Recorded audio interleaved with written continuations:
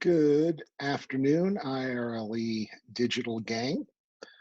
Welcome to this, one of the first programmatic recordings that we're going to do as part of our digital progress. To keep the Aspen vibe, I decided to record this from my place in Breckenridge, and I'm wearing my Colorado hat, wearing a nice Colorado flannel, and out the back window here is not a Zoom background, but that is the 10-mile range outside of Breckenridge. And I am here to go through the essentially the foundational thoughts of the Institute for Regulatory Law and Economics, how we both think about and structured the week in Aspen, and how I hope will help you and all of us think about regulation and the law and economics of regulation specifically. And that is the vaunted or sometimes dreaded 5 prisms of economic analysis. And what we do at the IRLE, as you know, is ask an opening question. And the opening question is how is regulation legitimate? Which is to say, why why does the federal government have any legitimate interest in regulating certain industries as closely regulated entities and not others? Is it a public interest standard is what we've inherited from the progressive era legislation that created state and federal commissions at various points in time? But is that public interest standard, what does it mean? It's been critiqued in many ways.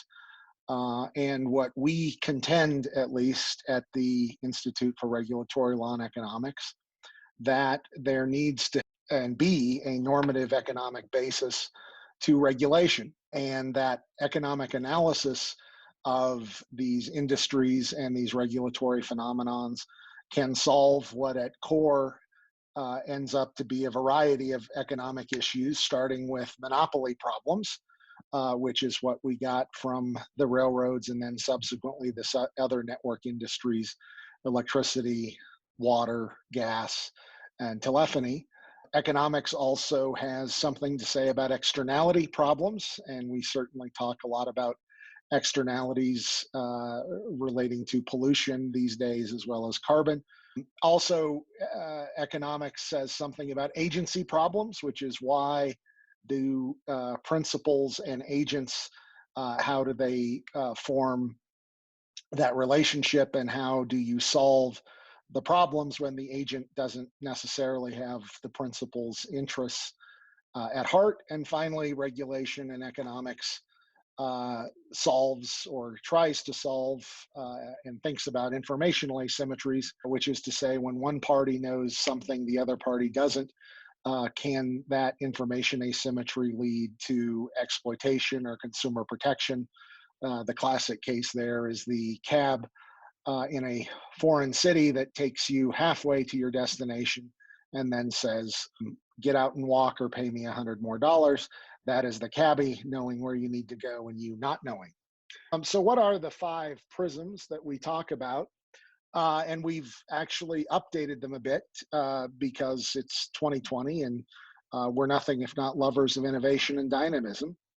But the 5 prisms are, in turn, neoclassical economics, which is the core of economic thinking and economic analysis. Innovation and dynamism. Somehow someone convinced me to dump Schumpeter as the descriptor of that, but innovation and dynamism is the second prism. The third prism is institutions and economic organizations. This is the so-called new institutional economics. Fourth is public choice economics, public choice theory, to which a lot has been ascribed and has critiqued regulation for some time. And finally is the innovator's dilemma, which is how does innovation happen and how does the innovator work in what is a fairly static regulatory arrange. Let's do the first one. This is the terrifying or dreaded neoclassical economic prism. And neoclassical economics tells us, first of all, why we regulate monopolies. It is an abstract prism that is dealing with a lot of what Coase, the new institutionalists, would later call blackboard economics. That doesn't mean blackboard economics are useless, but it means blackboard economics start and sometimes end at the blackboard. This here shows why a monopoly is bad and why a competitive market is good, which is to say a competitive market clears at the marginal cost of production and maximizes surplus to both producers and consumers. Monopoly will, in the alternative, lower prices and raise lower output and raise prices rather, and that causes deadweight loss that does not benefit anyone. And this here shows in a chart what the monopolist does, which is he lowers output and increases costs to his or her own benefit, but leaves deadweight loss to social detriment. The second prism is innovation and dynamism, and this is what we've historically called Schumpeterian economics. And what the Schumpeterian prism says is that static neoclassical model, which is looking at a snapshot in time, is not really the story of either capitalism or economic dynamism. It's the competition for the market is more important than competition in the market. And capitalism, to Schumpeter and to the innovation and dynamism prism, is a process of creative destruction.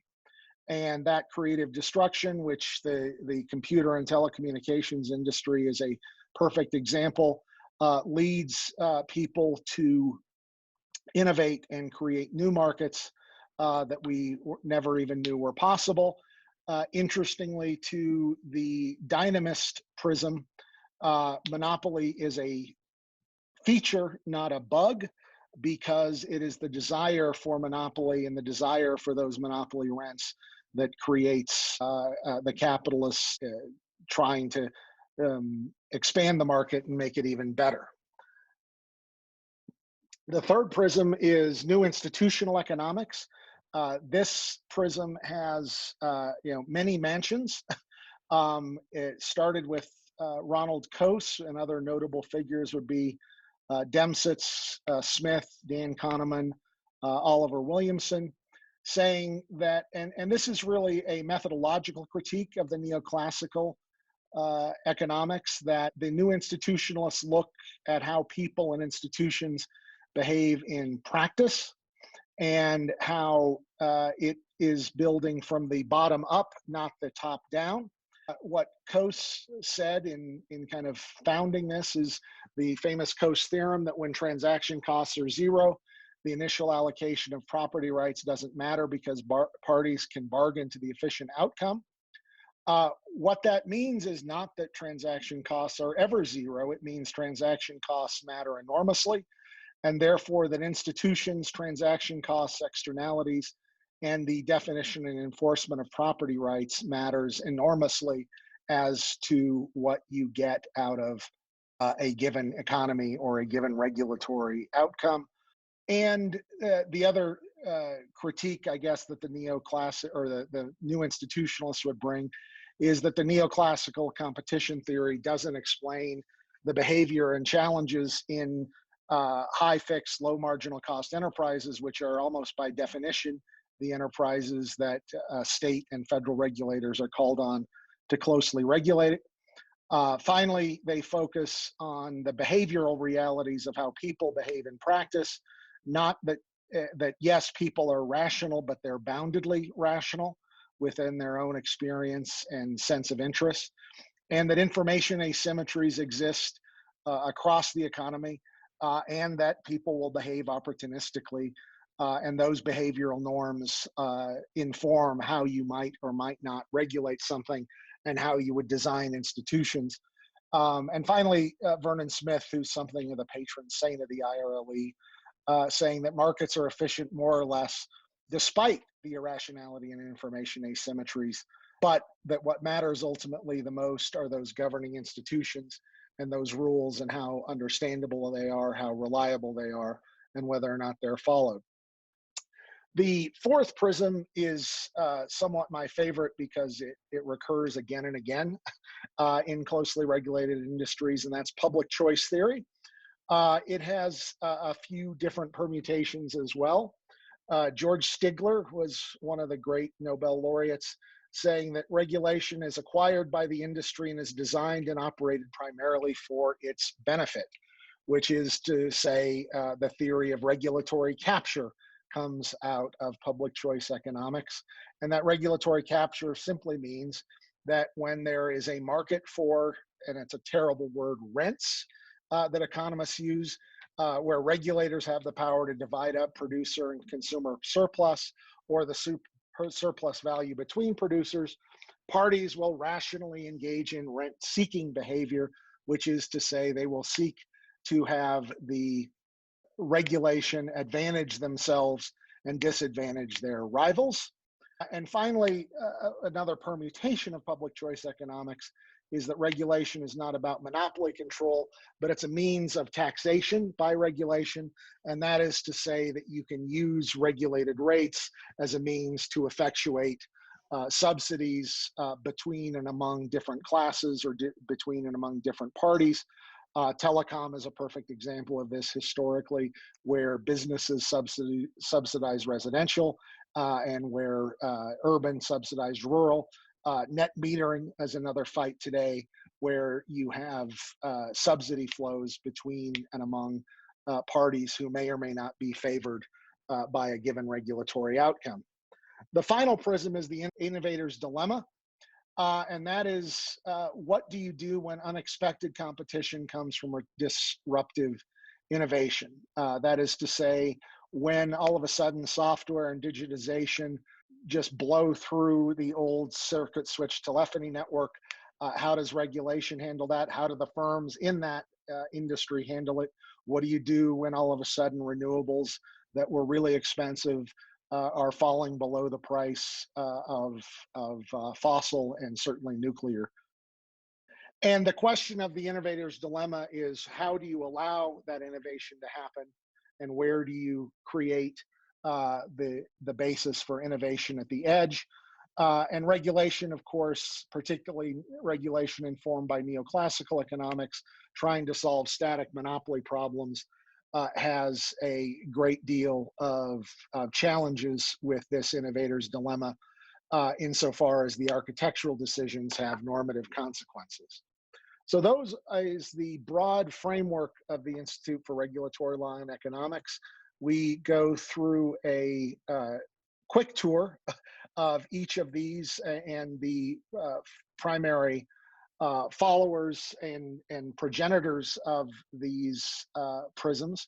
And I think it's a good way to start when you think about regulation, you think about regulatory problems, which is, what does the neoclassicist, what does the dynamist, what does the institutionalist, what is public choice theory, and what are the innovator's dilemma yield, and how do you think about these things in that way? So hopefully I have set up the opening to this digital series, and that you're feeling a little bit envious, because that's my view out my window. With that, thank you for listening.